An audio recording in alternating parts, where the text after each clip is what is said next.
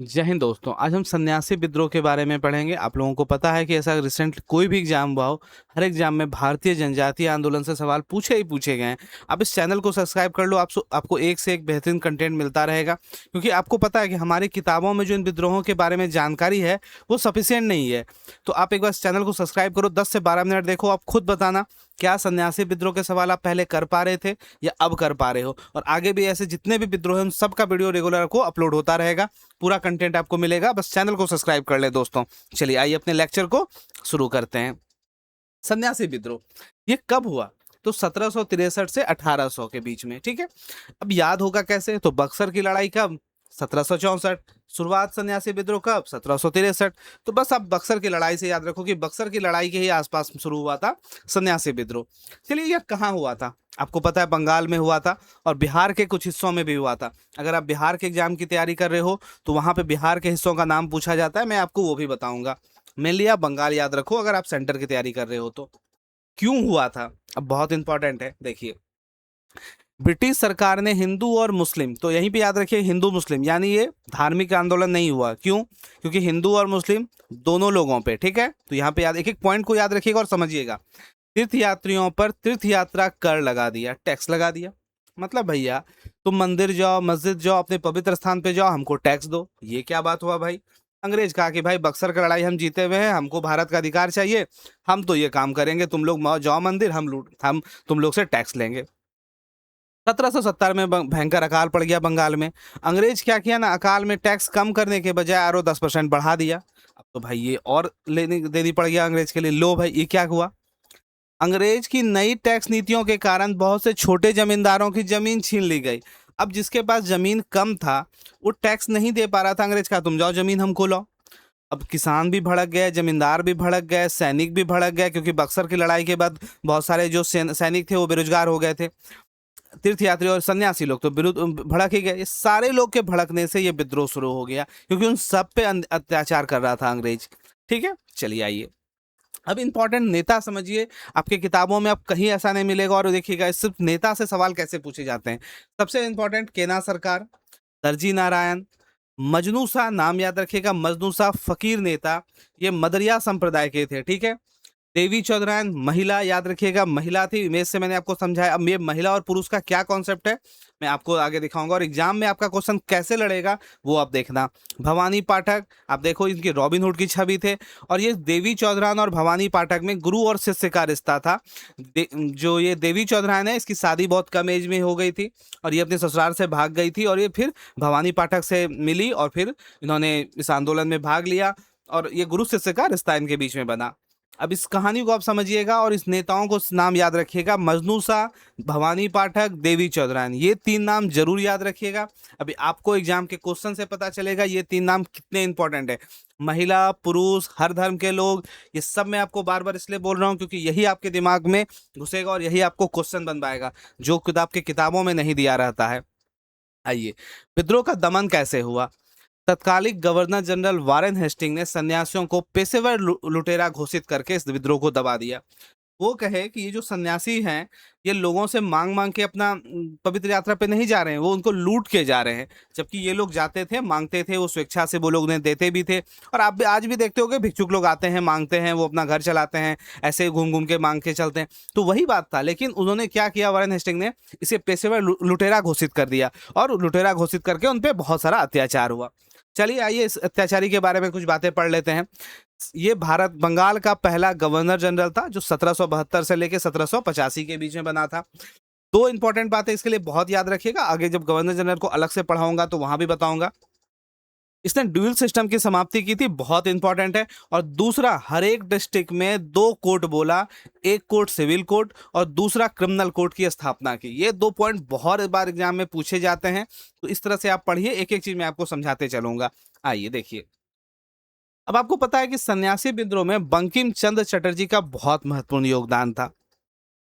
1882 में इन्होंने प्रसिद्ध उपन्यास आनंद मठ लिखा, जो सन्यासी विद्रोह की पृष्ठभूमि पर आधारित था, ठीक है।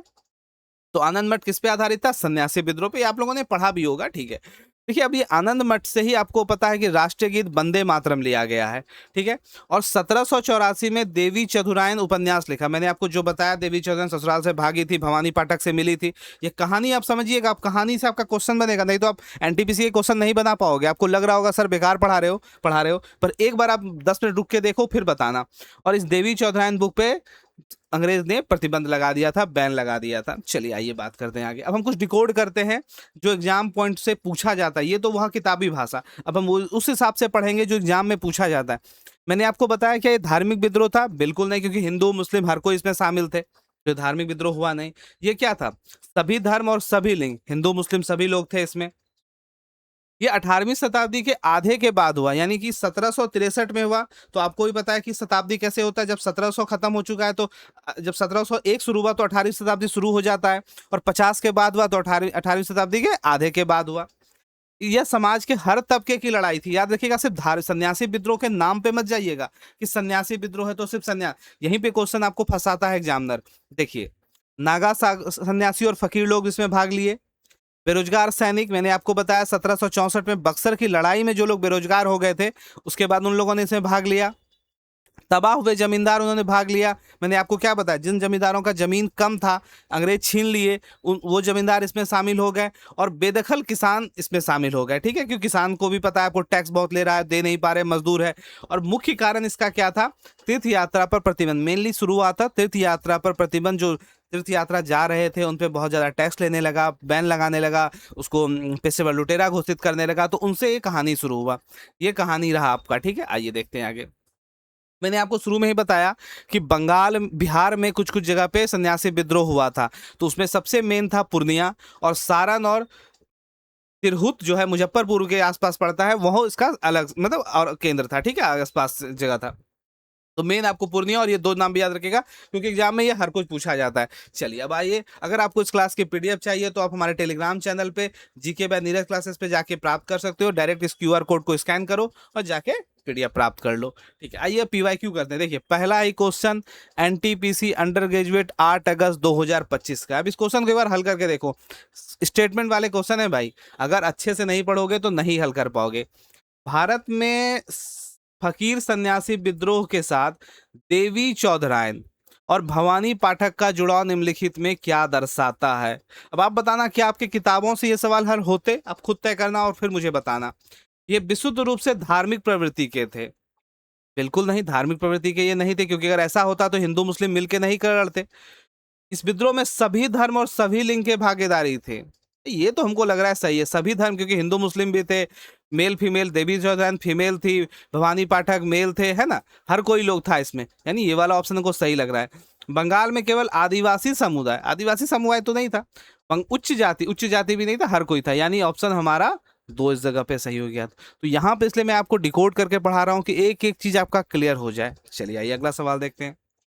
भारत के किस गवर्नर जनरल ने 1772 में प्रत्येक जिले में 2 अदालती पेज, एक आपराधिक अदालत और एक सिविल कोर्ट, मैंने बताया ना आपको, दीवानी अदालत फौजदार, कौन किया था अभी आपको बताया, जिसने इस आंदोलन को दबा दिया? कौन दबा दिया?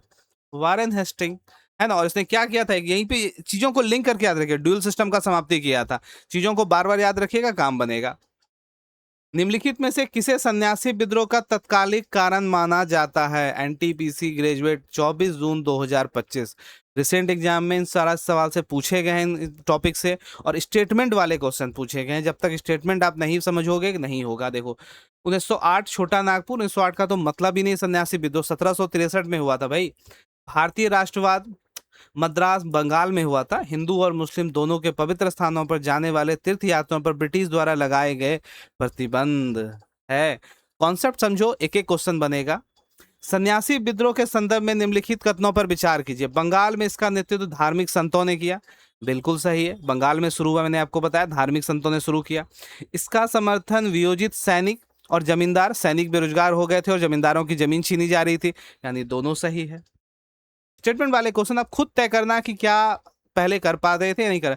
एनटीपीसी अंडर ग्रेजुएट 9 सितंबर 2025। आप देखो रिसेंट एग्जाम में खाली पूछे गए।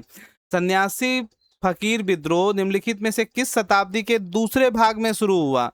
1763, यानी 1700 से जब एक ही शुरू हो गया तो 18वीं शताब्दी हो गया, तो यानी 18वीं शताब्दी के दूसरे भाग में। सन्यासी विद्रोह जिसका नेतृत्व हिंदू और मुस्लिम भिक्षुओं द्वारा किया गया था, जो ग्रामीणों से दान और धार्मिक करों पर निर्भर थे, निम्नलिखित में से किस स्थान से शुरू हुआ? ये तो बहुत आसान है, बंगाल से शुरू हुआ। ठीक है, चलिए देखिए, आरआरबी नर्सिंग में है 2025 में, हर बोले लेटेस्ट एग्जाम में। 1770 से 1820 के दशक तक चले बंगाल में सन्यासी विद्रोह को किस तत्कालिक कारण ने गति दी? अकाल के बाद किसानों की जमीन को जब्त करना, पवित्र स्थान पर जाने वाले तीर्थ यात्रियों पर अंग्रेजों द्वारा लगाए गए प्रतिबंध। मैंने बताया ना, सबसे इंपॉर्टेंट यही है, इसी से आपका क्वेश्चन बनता रहेगा। देखिए, एसएससी ग्रेजुएट लेवल 2020 में पूछा गया।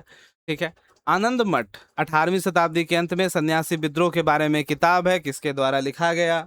बंकिम चंद्र चटर्जी। 1760 के दशक में सन्यासी विद्रोह कहाँ हुआ? ये तो बहुत आसान है, आपको पता है, बंगाल में। मजनू शाह, मैंने आपको बताया, इसे फकीर नेता भी कहते हैं। मजनू शाह निम्नलिखित में से किस विद्रोह से जुड़े थे? एनटीपीसी 17 मार्च 2026। मैंने कहा ना, जाओ अपने किताब में ढूंढो, क्या मिलता है? फकीर सन्यासी विद्रोह, सब लेटेस्ट एग्जाम में पूछा गया है। देखिए, बिहार पुलिस जनवरी 2026।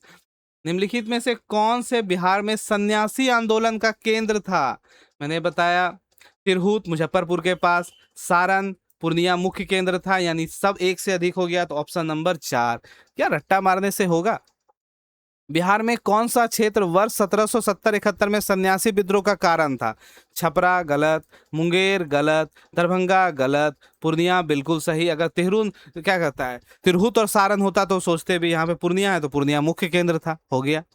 निम्नलिखित में से किस विद्रोह का उल्लेख बंकिम चंद्र चटर्जी अपने उपन्यास आनंद मठ 1882 और देवी चौधरी 1884 में किया?